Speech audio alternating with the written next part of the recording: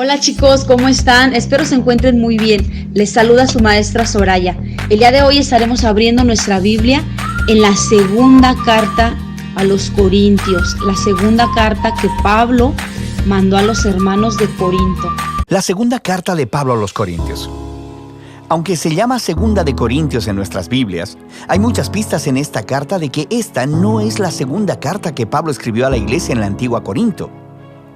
Pablo inició esta comunidad de Jesús en Corinto en uno de sus viajes misioneros hacía ya un tiempo. Puedes leer la historia en el libro de Hechos capítulo 18. Y después de continuar con su camino, Pablo recibió un reporte de que las cosas no estaban bien en esa iglesia. Así que él escribió la carta que conocemos como Primera de Corintios para corregir estos problemas. Y parece que muchos en la iglesia rechazaron la enseñanza de Pablo en esa carta y se rebelaron contra su autoridad. De manera que en esta carta aprendemos que Pablo había dado seguimiento a este asunto en persona, con lo que él llama una visita dolorosa, y después de esta envió una carta que nos dice fue escrita con angustia y lágrimas. Entonces, después de todas estas medidas, la mayoría de los corintios, no todos, se dieron cuenta de su arrogancia y le pidieron perdón a Pablo. Querían reconciliarse. Así que Pablo escribió esta carta para confirmarles su amor y compromiso. La carta fue diseñada con 3 secciones principales, cada una tratando un tema distinto. De manera que Pablo primero aborda su reconciliación con los corintios. Después, en los capítulos 8 y 9, trata el tema de la generosidad olvidada. Y en los últimos capítulos, Pablo reta a los corintios que todavía lo rechazan. Profundicemos un poco y verás cómo se integra todo esto. Entonces, Pablo empieza agradeciendo al Dios de toda misericordia y consolación, quien le trajo paz y ánimo a él y a los corintios durante este tiempo de división y disputa. Él reconoce que las cosas han estado tensas desde su dolorosa visita y deja claro que los ha perdonado. Él quiere una relación abierta y honesta. Pero, en primer lugar, ¿por qué habían rechazado a Pablo? Bueno, más adelante en la carta descubrimos que los corintios habían menospreciado a Pablo como líder. Él era pobre, ganaba un minúsculo salario a través del trabajo manual, estaba en constante persecución y sufrimiento, frecuentemente no tenía hogar y, para colmo, no era un orador muy impresionante. Así que, una vez que los corintios fueron expuestos a otros líderes cristianos más prósperos e impresionantes, empezaron a pensar menos de Pablo. De hecho, estaban avergonzados de él. Entonces Pablo primeramente responde mostrándoles que su exaltación de estos líderes, simplemente por su riqueza y elocuencia, es una traición a Jesús. Muestra un sistema de valores completamente distorsionado. El verdadero liderazgo cristiano, dice Pablo, no se trata del estatus o de la autopromoción. Pablo muestra cómo él y los otros apóstoles son esclavos cautivos del Rey Jesús, quien les está guiando en un desfile triunfal. El trabajo de Pablo no es ser impresionante, sino apuntar hacia la persona que sí lo es, Jesús. Él, entonces, hace alusión a una reciente demanda de los corintios de que les proveyera algunas cartas de recomendación para comprobar su autoridad y sus credenciales. Y esto le parece ridículo a Pablo. Su iglesia ni siquiera existiría si él no lo hubiera empezado. Y entonces les dice que ellos mismos son su prueba de liderazgo genuino. Ellos son su carta de recomendación. De manera brillante, cita a los profetas Jeremías y Ezequiel, diciendo que el Espíritu de Dios ha escrito su carta de recomendación en los corazones de ellos, como su pueblo del nuevo pacto. Los corintios no deberían necesitar más pruebas que esa. La mención del nuevo pacto lleva a Pablo a una larga comparación entre el antiguo pacto entre Dios e Israel mediado por Moisés y el nuevo pacto entre Dios y los corintios mediado por Jesús y el Espíritu Santo. El antiguo pacto, hecho en el monte Sinaí, fue verdaderamente glorioso. Hizo que Moisés mismo resplandeciera con la gloria de Dios.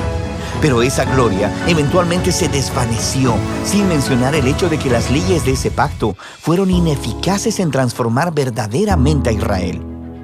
Pero el nuevo pacto, en comparación, es todavía más glorioso, porque el Jesús resucitado es la mismísima gloria de Dios y vive para siempre, y es su Espíritu el que ahora está transformando a su pueblo para ser más fiel, como Jesús mismo.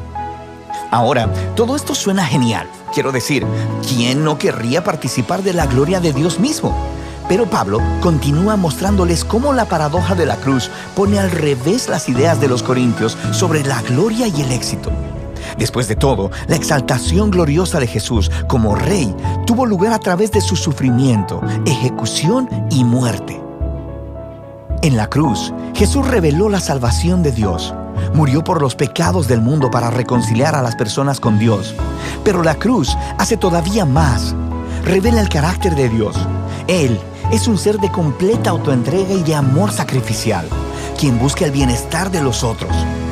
La cruz también revela una nueva manera de vivir, una con forma de cruz. Y la meta de Pablo es que su vida y ministerio imiten la cruz. Así que aunque su carrera apostólica ha estado marcada por la humildad, el sufrimiento y la pobreza, todo fue para servir a los corintios.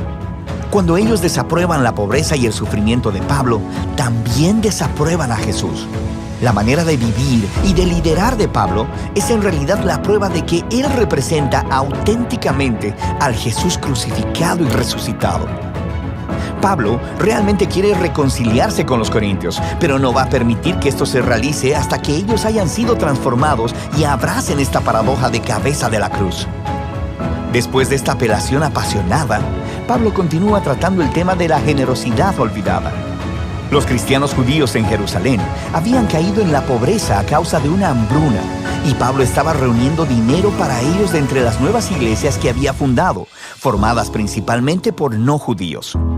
Todos enviaron un regalo de consuelo como símbolo de su unidad en Jesús el Mesías, y así, muchas de sus iglesias estaban muy contentas de dar, pero los corintios, en medio de todo este conflicto con Pablo, no habían ahorrado para dicho regalo.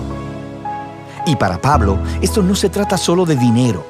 Es otro signo de que los corintios no han sido transformados por el Evangelio de Jesús, que es en su centro una historia de generosidad.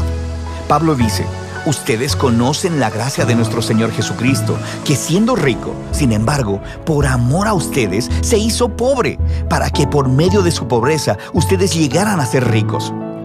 Él les está contando la historia del Evangelio a través de metáforas financieras. Jesús entregó su glorioso honor o riqueza y se humilló para morir como un esclavo pobre, para que otras personas que eran pobres por el pecado y la muerte pudieran ser exaltadas y convertirse en ricas a través de la riqueza de la gracia de Dios. Ser cristiano es dejar que esta historia eche raíces en tu mente y tu corazón, transformándote en alguien que es más generoso, más dispuesto a compartir su vida y sus recursos para ayudar a otros. En la sección final de la carta, Pablo se enfoca en una fuente principal de su conflicto con los corintios. Ese grupo de líderes impresionantes a quienes él sarcásticamente llama superapóstoles. Ellos llegaron a Corinto promocionándose a ellos mismos y hablando mal de Pablo, diciendo que era un líder pobre y sin éxito. Arriesgándose a sonar como si se autopromocionara, Pablo les dice: ¿estos tipos quieren realmente comparar credenciales? Él podría sobrepasarles a todos ellos. ¿Son judíos expertos en la Biblia? Bueno, también Pablo. Él era también un fariseo. Se había memorizado toda la Biblia. ¿Quieren hablar de su conocimiento superior acerca de Jesús? Pablo ha visto y ha estado con Jesús resucitado. Incluso ha tenido visiones del trono celestial de Jesús. Pero lo más importante, Pablo ha dedicado su vida entera a la misión de Jesús. Ha sacrificado su comodidad y su estabilidad y nunca le pidió dinero a los corintios. A diferencia de los superapóstoles, quienes cobraban mucho, pero Pablo se ganaba su propio salario. Pablo dice que se niega a presumir de estos logros, porque estas no son cosas realmente importantes para el cristiano. En lugar de eso, él presumirá de lo imperfecto y débil que es, porque es en esas insuficiencias que él descubre el amor y la misericordia de Jesús. O como Jesús una vez le dijo a Pablo: mi gracia es suficiente para ti, mi poder se perfecciona en la debilidad. Pablo concluye la carta con una sobreadvertencia a los corintios sobre su necesidad de examinarse. Su desprecio hacia Pablo, su manera de vivir y su amor por esos superapóstoles, todo esto muestra que ellos no entienden en esencia quién es Jesús. Puesto que no están viviendo como seguidores transformados de Jesús, les invita una vez más a humillarse a sí mismos delante del amor de Jesús. Segunda de Corintios nos ofrece una ventana realmente única a la vida de Pablo y a la paradoja que se nos presenta en la cruz de Jesús. La cruz reta nuestros valores y nuestras maneras de ver el mundo.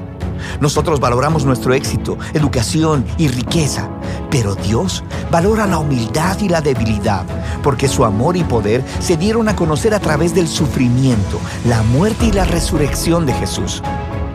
La cruz también desata el poder transformador y la presencia del Espíritu para empoderar a los seguidores de Jesús para que tomen su manera cruciforme de vivir y la hagan suya.